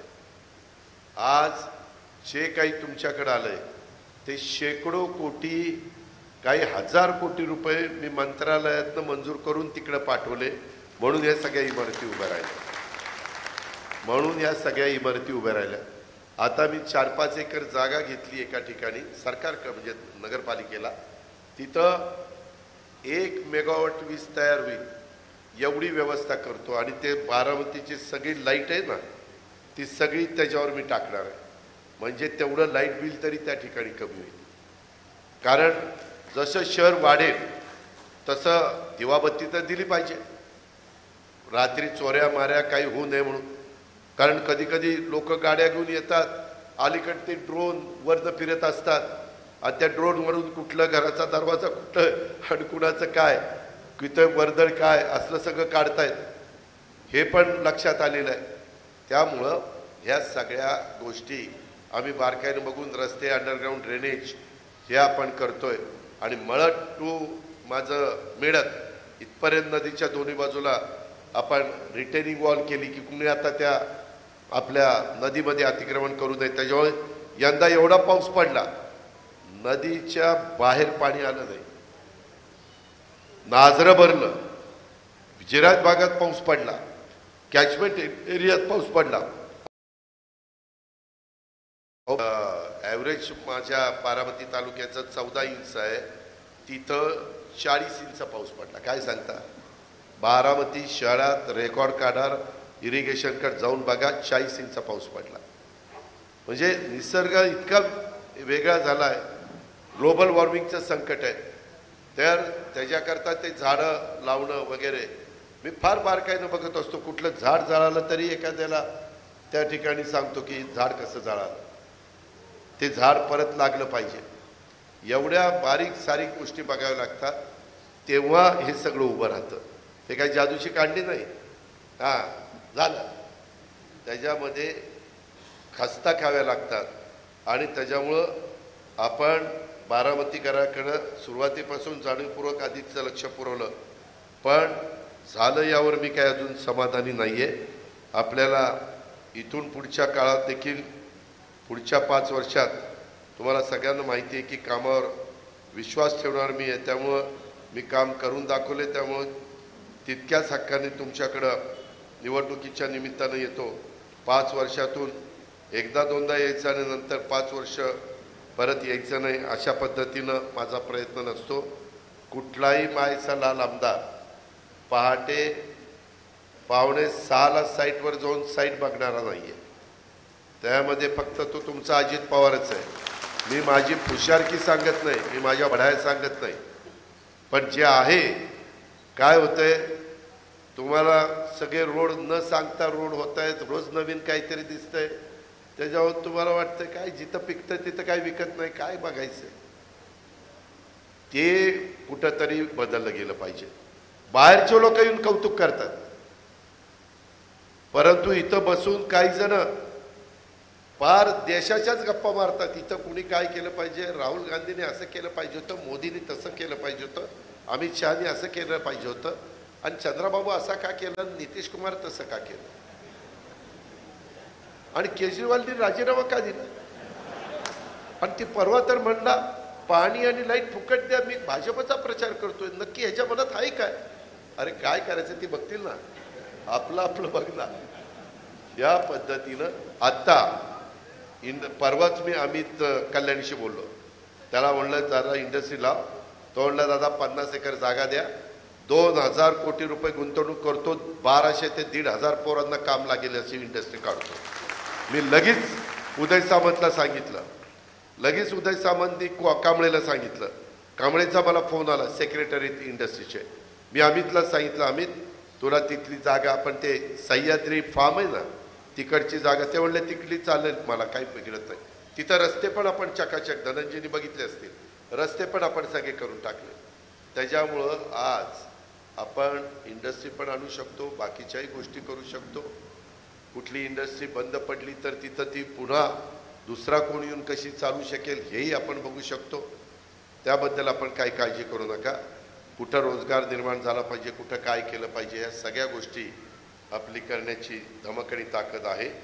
त्याच्यामध्ये माझा तुमच्यावर हक्क आहे, मागू शकतो, आणि त्या हक्कानेच विधानसभेला त्या बाबतीमध्ये काय झालं, मला अजूनही माझे सहकारी विचारतात, दादा राव तुम्ही 1,68,000 मतांनी निवडून आला, राज्यात पहिल्या क्रमांकाची सगळ्याची डिपॉझिट जप्त केली.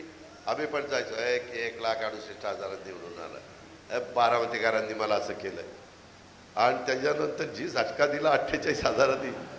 लोक म्हणतात राव ही काय बारामती, म्हणलं ती 12 मती आहे, ती एक मती नाही ना. तर याच्यातला गमतीचा भाग जाऊ द्या. पण त्यामुळं लोकच्यामध्ये कुतूहल आहे किंवा असं कसं घडू शकतं, पण हरकत नाही, तो तुमचा अधिकार आहे. म्हणूनच मी म्हणलं की मागचं काय झालं ते मला काढायचंच नाही. नवी पहाट, नवी सुरुवात, नवी दिशा, या पद्धतीनं आपल्याला सगळ्यांना पुढं त्या ठिकाणी जायचं आहे. आणि त्याच्यातूनच मला एक गोष्ट सांगायची की आपल्या मेळाव्यात उपस्थित व काही कारणांनी मेळाव्याला येऊ न शकलेल्या माझ्या सर्वच व्यापारी बांधवांना सांगायचं, तुम्ही सांगा की मी शब्द देतो की आगामी काळात या परिसराचा अधिकचा कायापालट करण्यासाठी माझे प्रयत्न असतील. तुमची साथ त्याचे काही स्वीकार केलेले नाही आहेत. मी माझं कर्तव्य पार पाडलेलं आहे, पण आपण सर्वांनी एकत्रित वाटचाल केली तर सर्वांग सुंदर बारामतीचं स्वप्न आपण प्रत्यक्षात उतरू शकू असा विश्वास मला या निमित्तानं वाटतो. आणि म्हणून येणाऱ्या विधानसभेच्या मला पण राज्यात सगळीकडे फिरायचं आहे. वेगवेगळ्या पद्धतीनं मी काही वक्तव्य केल्यानंतर काही ना काही बातम्या वेगवेगळ्या ठिकाणी येतात. मी पण त्याची करमणूक माझी करून घेतो. त्याच्या संदर्भामध्ये आत्ताच कुणीतरी बातमी काल टाकली, 3 दिवसांनी बघा अजित पवार काय करणार आहे. अरे म्हटलं मलाच माहीत नाही 3 दिवसांनी काय करणार आहे. ती कसे म्हणजे काही पण कंड्या पिकवण्याचं काम करतात. आज केंद्रामध्ये तुम्ही काही म्हटला तरी नरेंद्र मोदी साहेब आलेले, अमित शहा नरेंद्र मोदींच्या हातात आज देश आहे. परवा राहुल गांधी म्हणाले कालच कोल्हापूरला की आमचं सरकार आल्यानंतर मी जातीय जनगणना करणार. ते सरकार कधी येणार आहे? पुढच्या 4.5 वर्षांनी. कारण केंद्राची तर निवडणूक नाही आहे, ह्यांचं बहुमत आहे. त्याच्यावर सांगायला काय जाते करणार, त्याच्यामुळं त्याचा अर्थ काही ह्याचा अर्थ नाही. नंतर अजून काही त्यांनी बरंच काही सांगितलेलं आहे. आज सुदैवाने आमच्या त्यांच्या ओळखी आहे म्हणूनच कांदा निर्यात बंदी आम्ही उठवायला लावली. तेलाचे सोयाबीनचे भाव चांगले कसे मिळतील, कापसाला भाव चांगला कसा मिळेल, ऊसाला भाव चांगला कसा मिळेल, दुधाला भाव कमी मिळत असले तरी त्याच्यात इन्सेंटिव्ह कसा देता येईल, दुधाची पावडर परदेशात कशी पाठवता येईल. शेवटी सगळ्या गोष्टी बारामतीकरांनो केंद्राशी निगडीत असतात. उद्याच्याला हे बाकीचे गप्पा मारतात, आमचं सरकार आलं तर आम्ही असं करू. काही करू शकत नाही, कारण केंद्र सरकारने परवानगी दिली. ते म्हणतील राव आम्ही करतोय पण केंद्र सरकार आमचं ऐकतच नाही. मग काय 5 वर्ष असं ऐकायचं केंद्र सरकार ऐकत नाही. आज आमचं महायुतीचं सरकार आलं तर आम्ही त्यांच्याकडनं कामं करून घेतोय ना. आणि मी बारामतीकरांनो शिवशाहू फुले आंबेडकरांची विचारधारा सोडलेली नाही. सेक्युलर विचारधारा माझी आहे.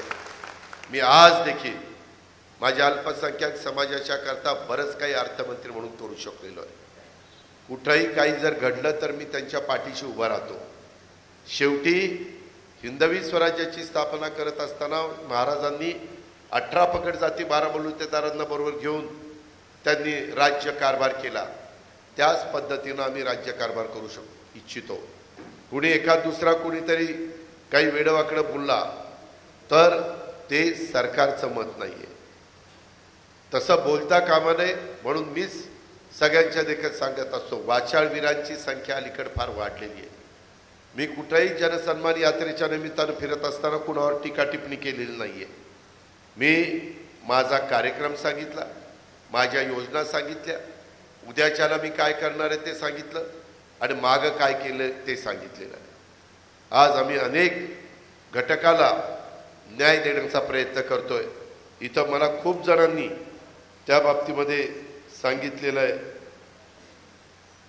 तेव्हा आलीच चिठ्ठी, जिजाऊ भवनाकडे येताना रस्त्याच्या दोन्ही बाजूला भाजी विक्रेते बसतात, त्यामुळं वाहतुकीस आम्हाला अडथळा होतो, त्याच्याबद्दल बंदोबस्त करावा. म्हणजे त्या भाजी विक्रेत्यांचा वाईटपणा अजित पवारनी घ्यावा. आम्ही मात्र जायला तयार आहे, यायला तयार आहे. काय जे वाईट व्हायचं असेल ते अजित पवारच होईल. आम्ही तरी कुठं काय ते त्यांनीच केलं. चिठ्ठ्या मात्र ह्यांच्या येणार, हे असलंच आहे बघा. त्याच्यामध्ये मला तुम्हाला एक गोष्ट सांगायची की आता खरं आता व्यापाऱ्यांसाठी व्यापारी संकुलन उभं राहावं, त्यासाठी जागा मिळावी. आता बघा हे नेमकं सुनील शेठ निवडणूक आली की मागणी म्हणजे कात्रीत पकडण्याचंच काम आहे गेले. इतके दिवस काय झोपा काढल्या? ह्याच्या आधी मला सांगितलं असतं, मागं लागून दट्ट्या नेला असता तर मी केलं असतं ना. कुणाचं केलं नाही. हे पण पत्रकार मित्र, आम्हाला पत्रकार भवन उभं करून द्या. अरे पण निवडणुकीच्या वेळेस कुठलं पत्रकार भवन? तुम्ही त्याच्यामध्ये तुमच्या सगळ्यात एकोपा करा. मी पत्रकार भवन उभं करून देतो आणि तुम्ही पण सगळ्या व्यापाऱ्यांनी एकोपा करा. तुम्हाला पण व्यापारीसाठी व्यापारी संकुलन उभं करून देतो. आता काही व्यापाऱ्यांच्या जागा असं करायचं का, ज्या व्यापाऱ्याची सगळ्यात जास्त जागा शिल्लक असेल, आता ऐका तर त्यांनी मला अर्धा एकर जागा द्यावी, मी तिथं संपूर्ण माझ्या खर्चाने व्यापारी भवन बांधतो. काय वाईट आहे? अजित पवारनी काम केलं म्हणून बारामतीचा दर वाढला. मला काही बिल्डर लोकांनी सांगितलं, दादा तुम्ही तिथं केलं, आमचा दर, मी सांगायचं राहिलो, 1000-1500 रुपये स्क्वेअर फीटनं वाढला म्हणले. हा हा जाधवांना माहिती आहे, कारण तीच धंदा करतोय. कन्स्ट्रक्शन आहे ना, आहे की नाही बिल्डर? मला जरी मुंबईला असलो तर बरंच काही माहिती आहे, फक्त मी बोलत नाही. नाही, ज्यांनी त्यांनी करावं, शेवटी कष्ट करणं आपलं काम आहे, त्याच्याबद्दल नाही. त्याच्यामध्ये आता डॉक्टर मंडळींनी मी बोलणार आहे, आता उद्या ती कधीतरी मिटिंग आहे, डॉक्टर मंडळींच्या तर लय जमिनी आहेत, काय सांगावं. पण तिथं पण काही दिलं मी बघतो, म्हणजे चेष्टेचा भाग जाऊ द्या, मोठे प्लॉट असल्यानंतर तिथं ओपन स्पेस ठेवावी लागती आणि त्याच्यात काही पर्सेंटेज बांधकाम तिथं करता येतं. तशा पद्धतीनं कुठं आपल्याला सोयीचं आहे ते आपण बघू. चीफ ऑफिसर रोकडेला घेऊन बसू आणि त्याच्यामध्ये काय, त्याच्यात आपलं पत्रकारांचंही बघू आणि तेही बघू आणि त्या पद्धतीनं आपण पुढं जाण्याचा प्रयत्न निश्चितपणे करू. मी मगाशी सांगताना एक गोष्ट सांगायचं राहून गेलो की मी किंवा मुख्यमंत्री किंवा उपमुख्यमंत्री आम्ही कुठंही काम करताना कुठलाही वेगळा हेतू मनामध्ये ठेवला नाही. आता या सगळ्या योजना आणल्या, सगळ्या जाती धर्माच्या महिलांच्या करता, शेतकऱ्यांच्या करता, युवक युवतींच्या करता, सगळ्या घटकाच्या करता आणल्या. कॉलेजचं शिक्षण मुलींना, ते पण गरिबांच्या मुलींना, तेही सगळ्या जाती धर्माच्या मुलींच्या करता आणलं. आता आदिवासी समाजाच्या करता आम्ही टार्टी काढलेली संस्था आहे. मातंग समाजाने मला मध्ये सांगितलेलं होतं, मातंग समाजाचं कोणी आहे का इथं, त्यांनी बार्टीमध्ये आम्हाला अन्याय होता असं सांगितलेलं होतं, म्हणून आपण त्यांना आरटी काढून दिली, ते समाधानी आहे. त्याच्यामध्ये मराठा आणि असा इतर समाज आहे त्यांना सारथी काढून दिली संस्था. ओबीसीच्या करता महाज्योती काढली. आर्थिक मागास समाजाच्या करता अमृत काढलं. बंजारा समाज पण मोठा आहे, त्यांच्याकरता वनआरटी काढलं आणि वेगवेगळ्या समाजाला आम्ही महामंडळं केली. गुरव समाजाला घेतलं, वीरशैव लिंगायत समाजाला, वडार समाजाला, सुतार समाजाला, रामोशी समाजाला, ब्राह्मण समाजाला, सोनार समाज, राजपूत समाज, आर्यवैश्य समाज, नाभिक समाज, बारी समाज, तेली समाज, विणकर समाज, जैन समाज महामंडळ, जैन समाज, हिंदू खटिक समाज, लोणारी समाज, अजून पण काही कुंभार समाज असे काही राहिलेत ते. हा लवार आर्थिक सांगितलं ना मगाशी, उद्या कॅबिनेटला करतो ना बाबा. हा काय, हा पंजाबी समाज पंजाबात.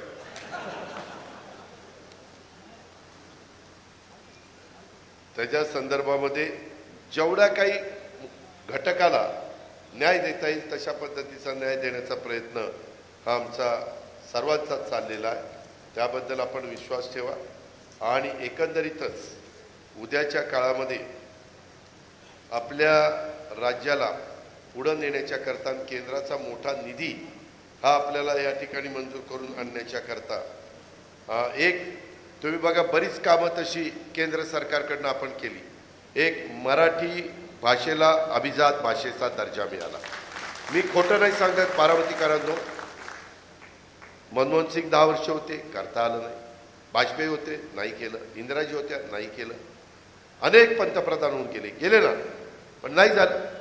आत्ता मात्र अभिजात भाषेचा दर्जा आपल्याला मिळाला.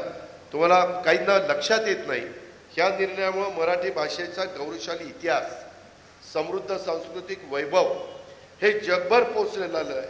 मराठी भाषा ज्ञान भाषा, अर्थार्जनाची भाषा बनायला आता याच्यातनं मदत होणार आहे. मराठी महाराष्ट्रासाठी अभिमानास्पद निर्णय घेतल्याबद्दल आम्ही पंतप्रधानांचं, मंत्र्यांचं, सगळ्यांचं कौतुक केलं. ह्याच्यामध्ये सगळीकडं विद्यापीठात देखील त्या ठिकाणी अध्ययन कक्ष सुरू होणार आहे. फार मोठा निर्णय आहे. अजून म्हणजे जे अभ्यासू व्यक्ती आहेत त्यांना त्याच्यातली गोष्ट माहिती आहे. ह्या पद्धतीनं आपण पुढं चाललेलो आहे. मध्ये आमच्या शेतकऱ्यांवर 10,000 कोटी रुपयाचं इन्कम टॅक्स होता. तो कुणालाच काढता आला नाही. मी खोटं नाही सांगत, मी शब्दाचा पक्का आहे आणि खरं बोलतो. आत्ता अमितभाईंनी सांगितलं की मी काढतो. मी अमितभाईंना नंतर म्हणलं, अमितभाई तुम्ही काढला तर माझ्या म्हणलं माळेगावचा भाव 28.5 का 2900 FRP आहे, भाव दिलाय 3600, 700 रुपये जास्त. तीच गोष्ट माझ्या सोमेश्वरची. तुम्ही म्हणाल FRPच्या पुढे दिलं मग त्याला इन्कम टॅक्स लावा. 600 रुपये दिला, 200 इन्कम टॅक्स, 400 शेतकऱ्यांना द्या. मग त्यांनी त्याच्यात पुन्हा ते म्हणले अजित तुझं बरोबर आहे. मग त्यांनी काय केलं, त्याच्यामध्ये जास्तीचा भाव ज्या कारखान्याचा बसत असेल, काढलेला नाही, रीतसर बसत असेल, बॅलन्स शीटवर बसत असेल, त्यांनी साखर आयुक्ताला दाखवायचं. साखर आयुक्तांनी ते चेक करायचं. प्रशांत तुला माहिती आहे. आणि चेक केल्यावर ते त्यांना पटलं तर त्यांनी सही करायची, त्याच्यावर इन्कम टॅक्स लागणार नाही. नाहीतर इतका इन्कम टॅक्स आपली संस्था चांगल्या चालतात म्हणून बसला असता. हे काम शेवटी त्यांनीच केलेलं आहे. जे केलंय ते केलंय. माझ्या महाराष्ट्रात कांदा मोठ्या प्रमाणात पिकतो. कांद्याची निर्यात बंदी उठवली, कांद्याचे भाव वाढले, शेतकरी समाधानी झाला. अशा कितीतरी गोष्टी. आता लाखो कोटीची कामं चाललेली आहेत. परवा पहिल्याच कॅबिनेटला तिसऱ्यांदा पंतप्रधान झाल्यावर वाढवण बंदर 75 पाऊण लाख कोटीचं मंजूर केलं. पाऊण लाख कोटी. मेट्रोला आपल्याला मुंबईच्या मेट्रोला 50% रक्कम मिळते. अंडरग्राऊंड मेट्रो परवा मी पंतप्रधानांच्या हस्ते उद्घाटन केलं.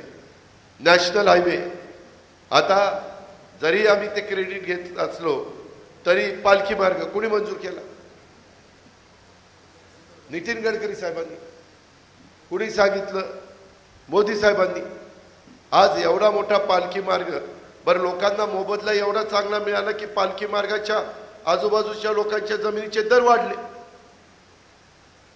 अशा कितीतरी वंदे भारत ट्रेन किंवा आपल्याकडनं आता ट्रेन पुढे चालली. किती वर्ष झाली हो? बारामतीची ट्रेन कुणी बसायचंच नाही, ती इतकी हळू चालायची की आपण पळत सुटलो तरी ट्रेन मागे राहायची ना आपण पळून पुढे जायचो. ती ट्रेन मला आठवतंय, बारामतीकरांना नीट आठवा, जाफर शरीफ साहेब आलेले होते, रेल्वे मंत्री. तेव्हा करायचं ठरलं होतं, तिथपासून पडली ती. आत्ता काम सुरू झालं. शेवटी मी काही निर्णय घेतले, मी कुणाला दुखवण्याकरता निर्णय घेतले नाही. मी राज्याचं भलं व्हावं, आपल्या मतदारसंघाचं भलं व्हावं, आपल्याकडं कोट्यावधी रुपयाच्या योजना याव्या. तुम्हाला मी महाराष्ट्रात फिरतो त्यावेळेस सांगतो. आता सकाळी ह्याला मकरंदाबाकडे होतो, त्याच्याकडे काहीतरी 4,000 का 4,500 कोटीची कामं केली. मामाकडे काहीतरी असे 4-5 हजार कोटीची कामं. कुणाकडे 2,500 कोटी, 3,000 कोटी, 2,000 कोटी. अहो, तुमच्या बारामतीमध्ये 8,500 कोटीची कामं झाली ना. कशाला म्हणतात 8,500 कोटी रुपये? कुठल्या आमदारांनी स्वतःच्या मतदारसंघात एवढी कामं केली नाही? आज तुझा दादा आहे, बटणं दाब तेव्हा दादाला कळलं. त्याच्या संदर्भात आमचं एवढंच म्हणणं आहे, अजून पण आपल्याला बऱ्याच गोष्टी करायच्या. घरकुलं करायची, म्हणजे गरीब लोकांच्या करता बारामतीतले खूप काही गोष्टी, अजून काही सुविधा तुम्हाला वाटतात की ह्या इथं केल्या पाहिजेत. आपण तुम्हाला किती लोकांनी बघितलं, मी बऱ्याचदा सांगितलं. तुम्ही फॉरेस्टमध्ये गेला होता का? तिथं काय काय केलं आहे मी बघायला. तिथं बोटिंग जर केलेलं आहे, तिथं आता मोर वगैरे दिसतात, हरणं दिसतात, तिथं वेगवेगळ्या प्रकारचे अनेक पक्षी पाहायला मिळतात. तिथं ॲम्फी थिएटर केलेलं आहे, 1 नंबरचं ॲम्फी थिएटर केलेलं आहे. नाही नाही, ती बस ती सुरू नाही झाली, ती आम्ही सुरू केली कारण ती दाखवायची. कारण अजून आमच्या नरेंद्रभाई गुजरातींनाच माहीत नाही नक्की काय कामं झाली, त्याच्यामुळं सुरुवात केली. म्हणलं आधी पाहिलं, कारण तुम्हीच सांगितलं. ते पुस्तक बघताना मलाच माहिती नाही एवढी कामं झाली. हा पडत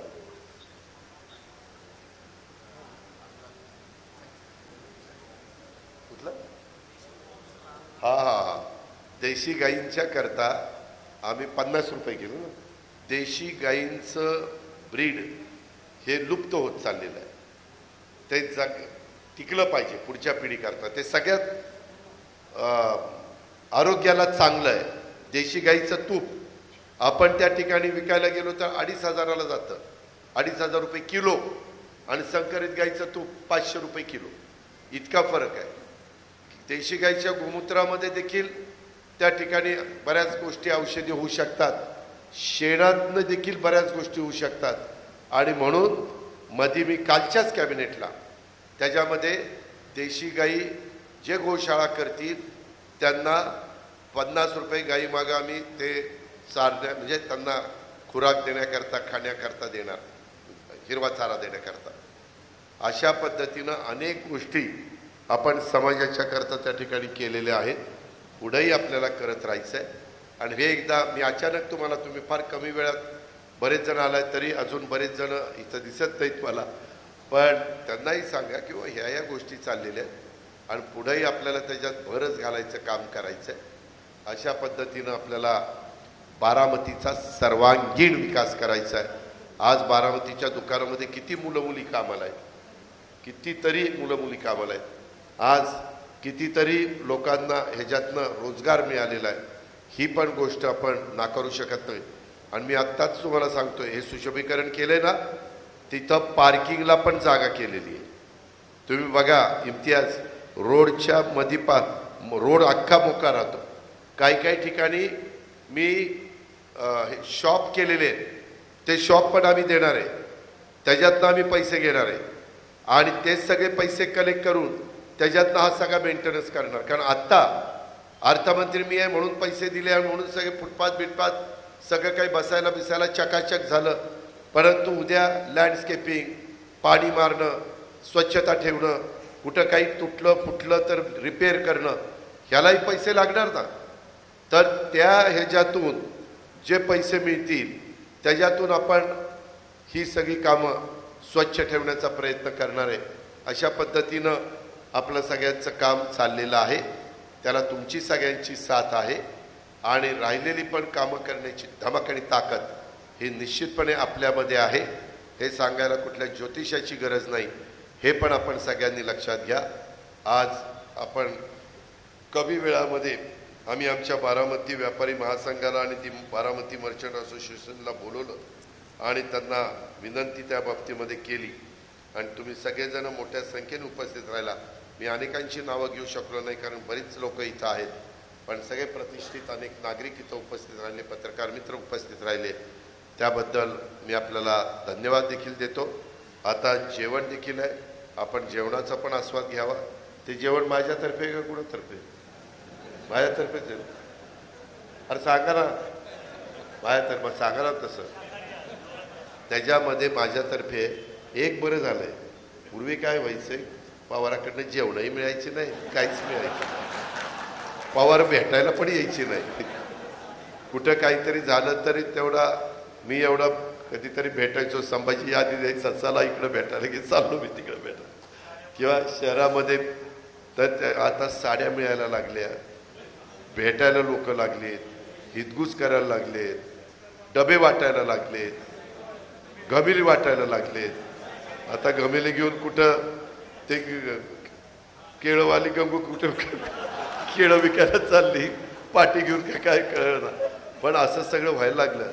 पण त्या निमित्तानं दोन्ही बाजूचे पवार यायला लागली घरी. त्याचं काय ते बरं झालं ना. जरा सारखी नुसतीच मतं घ्यायची, घरी भेटायचेच नाही, ओळख दाखवायचे नाहीत. आता नाव माहिती नसलं तरी मी ओळखते तुम्हाला, मी ओळख. सगळे हसतातच. कधी नव्हे ते अजित पवार पण आता हसायला लागलाय. काय गमतीचा भाग जाऊ द्या, परंतु ठीक आहे. त्याच्यातनं बारामतीकरांना समाधान मिळते ना, चांगलं आहे.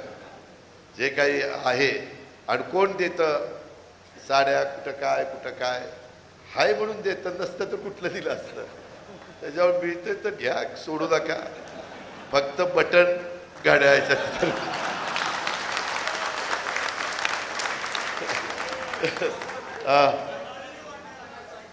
हा सायकल नाही, सायकली मी पण वाटत होतो ते उगीच काहीतरी संतोष सांगू नको.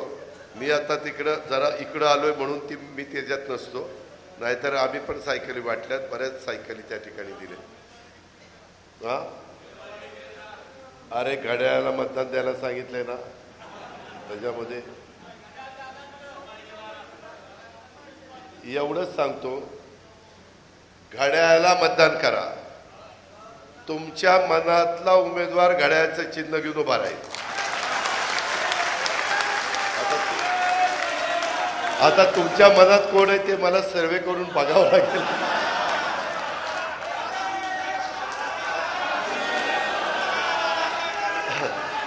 तर ऐका, त्याच्यामध्ये गाळ राहू नका. इथंच नुसता जम नको अजितदादा तिच्या आयला जी ओरडतात त्याचाच बुत माग राहतोय.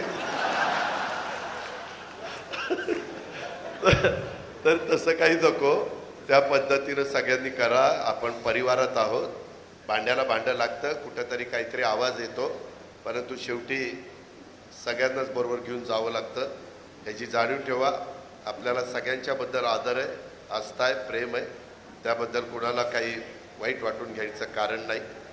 पण इथून पुढं देखील बारामती शहराचा आणि बारामती तालुक्याचा पाण्याचा बिण्याचा खूप काही गोष्टी, मी तर एक आता 1000 कोटीचं निरा उपसा सिंचन योजना मंजूर करत आणलेली आहे. अशा खूप काही गोष्टी करायच्यात की जेणेकरून तिथं सुबत्ता यावी. तिथं सुबत्ता आली, शेतकऱ्यांकडे पैसा आला की माझ्या व्यापाऱ्यांच्याकडं बाजारपेठेत तो पैसा येईल, इथलं अर्थचक्र फिरेल. असं ते सगळे एकमेकावर अवलंबून आहे. फक्त त्यामध्ये चुकीच्या गोष्टी करायच्या नाही. ज्यांचे हॉटेल आहे त्यांनी योग्य कस्टमरलाच हॉटेलमध्ये जागा द्यायची. वेडेवाकडे प्रकार तिथं केले तर चालणार नाही. झटपट श्रीमंत व्हायच्या भानगडीत पडू नका. कष्ट करा, श्रीमंत व्हा, आपलं काही म्हणणं नाही. पण वेडेवाकडे प्रकार करू, 2 नंबरचे धंदे करू जर कोणी काही केलं तर मी कोणाच्या बापाचं ऐकणार नाही. मी आधीच तुम्हाला सांगतो. कारण त्याच्यात बारामतीकरांचा कमीपणा आहे, त्याच्यात आपल्याकडे बघण्याचा समाजाचा दृष्टिकोन बदलेल. त्याच्यात 10 ठिकाणी आपली चर्चा होईल, अरे काय त्या बारामतीत तिथं तर असं चालतंय, असं होता कामा नये. एवढी काळजी मात्र व्यापारी बंधूंनो, माझ्या सहकारी मित्रांनो, माझ्या वडीलधाऱ्यांनो, माझ्या तरुण सहकाऱ्यांनो निश्चितपणे घ्या. एवढीच आग्रहाची, नम्रतेची, कळकळीची विनंती करतो. परत मला फार येता येणार नाही, मला राज्यामध्ये फिरावं लागणार आहे. त्याच्यामुळं पुन्हा काही असं झालं तसं झालं मी ऐकणार नाही. आता तुमची सगळ्यांची जबाबदारी ती पार पाडा. धन्यवाद. जय हिंद, जय महाराष्ट्र. धन्यवाद. यानंतर आभार प्रदर्शन